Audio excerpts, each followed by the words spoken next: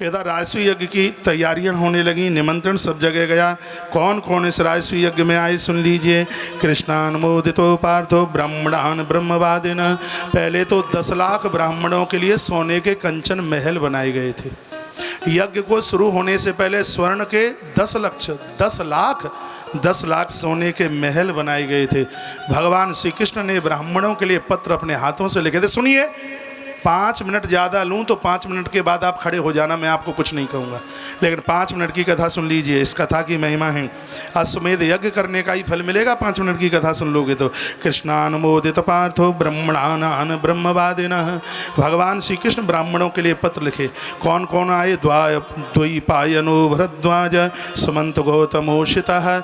भगवान वेदव्यास चल करके आए, भरद्वाज आए, सुमंत ऋषि, गौतम ऋषि, वशिष्ठ चवन सकंडो मैत्रेय कविस्मृता, वशिष्ठ महात्मा आए, विश्वामित्र वामदेव, सुमति जैमिनी क्रतु। सुमति आए जैमिनी और महात्मा क्रतु, पैल पराशरो गर्गो वैशंपायन एवच। कुछ ऋषिकाएँ भी आईं और ऋषि लोग भी चल के आए। पैल महात्मा पराशर गर्गाचार वैशंपायन, अथर्वो कश्यपो धौमो रामो भार्गव आसुरी, वीतहोत्री मधुछंदा वीरसेनो कृतज्ञा उपहूता तथा चान्य द्रोण भीष्म कृपादया।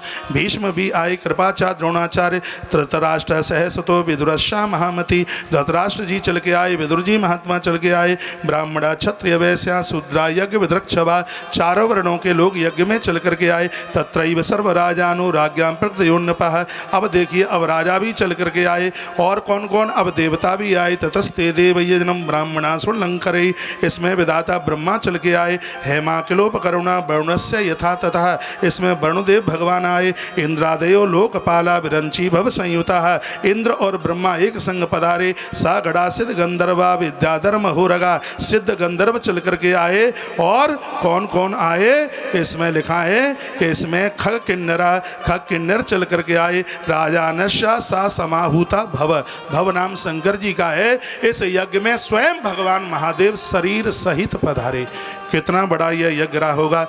राजसूय समीयूय स्मराज्ञा पांडु सुतस्य वही। पांडु पुत्रों का यज्ञ इतना बड़ा था कि धरती पर इतने बड़े यज्ञ को करने की कल्पना भी नहीं की जा सकती। तैयारियां हो गई, सब लोग चल करके आए, सबको सजाया गया था। श्रुताद्विजेतम राज्या ज्ञात्वा हरदम सभासदम। ब्राह्मणों की पूजा हो रही थी और युधिष्ठिर को यज्ञ की दीक्षा दी गई। उसके तत्पश्चात पितामह भीष्म पूरी सभा में एकदम खड़े होकर के बोले। भीष्म क्या बोले? पितामह भीष्म ने कहा, देखिए, किसी भी कार्य को आरंभ करने से पहले एक प्रथम पूजन होना चाहिए, और वर्तमान समय में जो सबसे पहले पूजा के लायक है, तस्मात् कृष्णाय महते दीयताम परमारणम। आप सब लोग भगवान कृष्ण को ये सौभाग्य दीजिए, उनकी पूजा कीजिए। क्यों? सर्वभूतान महात्मम चाक्षुषाम या भवेत। क्योंकि वर्तमान समय में भगवान कृष्ण से बढ़कर के वंदनीय पूज्य कोई नहीं है। सर्वभूतात्म भूताय कृष्णाय अनन्य दर्शने। ये हम लोगों का बड़ा भाग्य है कि इस यज्ञ में हमें द्वारकाधीश द्वारकानाथ भगवान श्री कृष्ण का दर्शन हो रहा है। श्रुत्वाद्वैताम राज्ञां ज्ञात्वा हार्दम सभासदम। उस पूरे दरबार में ब्राह्मणों ने हाथ उठाकर बड़ी जोर से तालियां बजाई जब भगवान श्री कृष्ण के पूजन की बात कही गई थी। क्योंकि तस्वत्ता तुष्टवत् सर्वे साधु साधुत सत्तमा। सबने पितामह भीष्म की बात को सुनकर के कहा, साधु साधु साधु, यानी आपका कल्याण हो, कल्याण हो, कल्याण हो।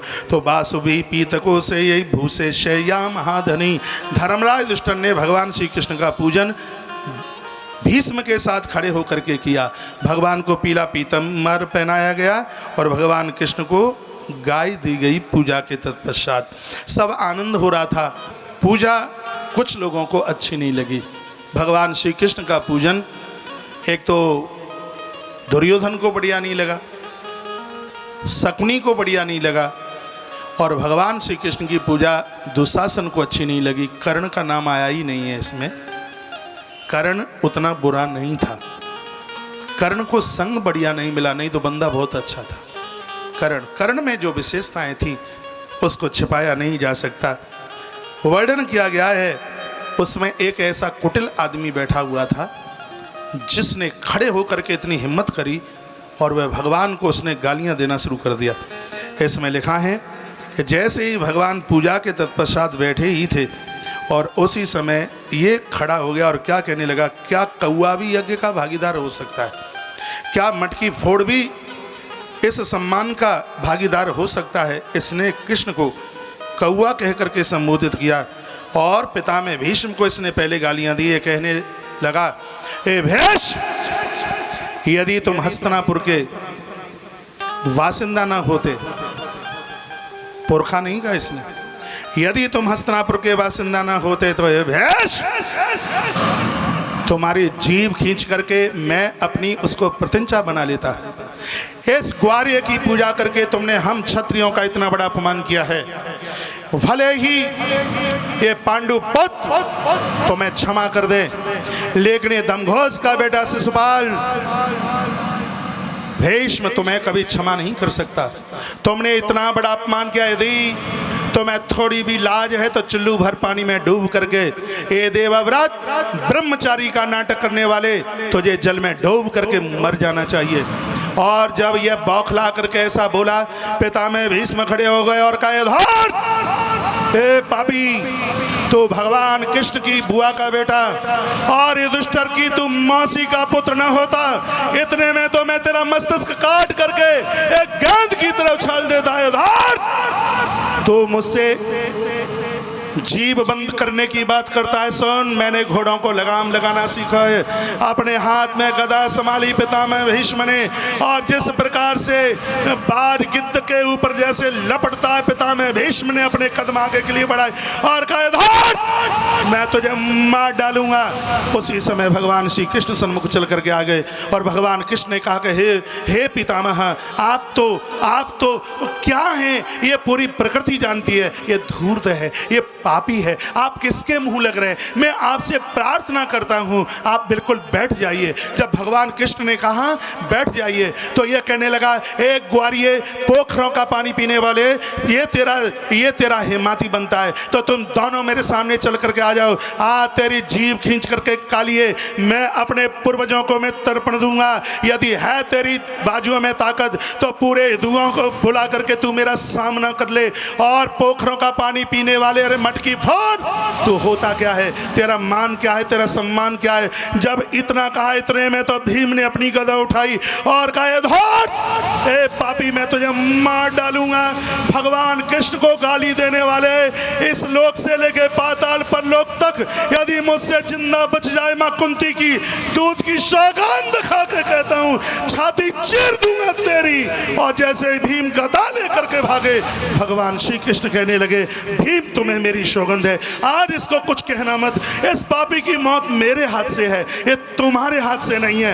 ये धूर्त 100 गालियां मुझे रोज देता है, बिना गाली दिए तो ये पानी भी नहीं पीता। लेकिन मैं करूं तो करूं भी मैं क्या? मैं इसको वचन दे चुका हूं, ये कोई और नहीं, ये मेरी बुआ श्रुतकीर्ति का है। ये दुष्ट, यह पापी, जिस समय इस पापी का जन्म हुआ था तो इसकी 3 भुजाएं, इसकी 3 आंखें थी। मेरी बुआ रो रही थी, उसने ज्योतिषियों से पूछा कि ये ऐसा कैसे बालक जन्म हुआ? तो कहा, तेरा बालक बहुत बड़ा धूर्त होगा, इसकी मृत्यु उसके हाथ से होगी, जिसकी गोद में जाते इसकी 1 आंख और 1 भुजा आकाश में उड़ जावे। अब तो जो भी कोई घर पर आवे, मेरी बुआ इस पापी को उसी के हाथ में पटक दे। एक दिन मैं भूल से बलराम जी के कहने से और मैं बुआ श्रुतकीर्ति के यहाँ पर पहुँच गया। बुआ ने पहले तो इसको बलराम जी की गोद में डाला और उसके तत्पश्चात इसको मेरी गोद में दे दिया। जैसे ये पापी मेरी गोद में आया तो इसकी 1 भुजा और इसकी 1 आंख अंबर आकाश की तरफ उड़ करके चली गई और मेरे सामने बुआ रो पड़ी और मुझे कहने लगी, हे कृष्ण, इस मेरे पुत्र की मौत तेरे हाथ से लिखी है, ये मैं जानती हूँ। बेटा, मैं तेरी बुआ हूँ, तू मेरा भतीजा है। आज तक हमने तुमसे कभी कुछ मांगा नहीं है, मेरी झोली तेरे सामने है। पुत्र कृष्ण, इसमें भीख डाल देना। ये तेरा भाई है, ये 100 गलती भी करे तो इसको तू मारना मत। भगवान श्री कृष्ण कहते हैं, भीम, उस समय मैंने बुआ को वादा किया था, यदि 100 गलती करेगा मैं इसको छोड़ दूंगा, यदि और ज़्यादा इसने गलती करी तो मैं इसको बख्सूंगा नहीं। तो कहने लगा, एक ग्वारिये, आज मैं पूरी 101 गाली तुझे दूंगा, तुझसे जो करना हो सो कर लेना। इसकी गिनती 87 पर पहुंची। भगवान ने कहा, सावधान रुक जा, तेरे ही बकाया है। बोलता है, अभी 113 गाली मैं तुझे दूंगा। आज इसकी मौत मंडरा रही थी। जिस समय 99 99 की गिनती पूरी करता है। एक बार भगवान ने फिर इसको समझाया और कहा, देख शिशुपाल, आज तेरी मौत नाच रही है, मैं तुझे मारना नहीं चाहता। मैं नहीं चाहता कि भैया युधिष्ठिर के यज्ञ में किसी भी प्रकार की अनहोनी हो। देख मैं तुझे कहता हूं कि इस यज्ञ को ठीक से हो जाने दे। देख 99 पूरी हो गई हैं। सुखदेव स्वामी कहते हैं, हे परीक्षित, उसकी मौत उसको लेकर के आ गई थी। इसकी बहन ने इसको बहुत समझाया था कि भैया मुझे अपशकुन हो रहा है, तू मत जा, लेकिन बहन की बात इसने नहीं मानी। उसकी मौत उसको यहाँ लेकर के आई गई। और इसने जैसे ही 100वीं गाली का उच्चारण किया, भगवान कृष्ण ने कहा, शिशुपाल रुक जा, लेकिन ये नहीं माना और इसने कहा, अभी तुझे 101 गाली दूंगा। जैसे इसने अगली गाली का महाराज इसने दुरक्ति का उच्चारण किया, उसी समय भगवान ने कहा, धर ए पापी, भाग, जहां तक तुझे जाना है। परमात्मा की उंगली के ऊपर चक्र आकर के घूमने लगा। भगवान ने चक्र छोड़ दिया और वह चक्र इसका मस्तिष्क छेदन करता हुआ और चक्र नारायण की गोद में जाकर के गिरा और धड़ाम से धरती पर गिरकर मौत को प्राप्त हो गया। आकाश से धुंधुइयां और फूलों की वृष्टि, जय जयकारा, जय जय उद्घोष हुआ। जो इस सनातन संस्कृति में 3-4 लोग बहुत ज्यादा रोड़ा बन रहे थे। एक कंस था, एक जरासंध था और उसमें एक यह भी है जिसका नाम है शिशुपाल। 3 कांटे तो निकल चुके हैं। अभी भगवान को बहुतों का सामना करना था। इसकी मृत्यु हो गई, हाहाकार मच गया। युधिष्ठिर को गंगा स्नान कराया गया। उसके तत्पश्चात यज्ञ की व्यवस्थाएं की गई।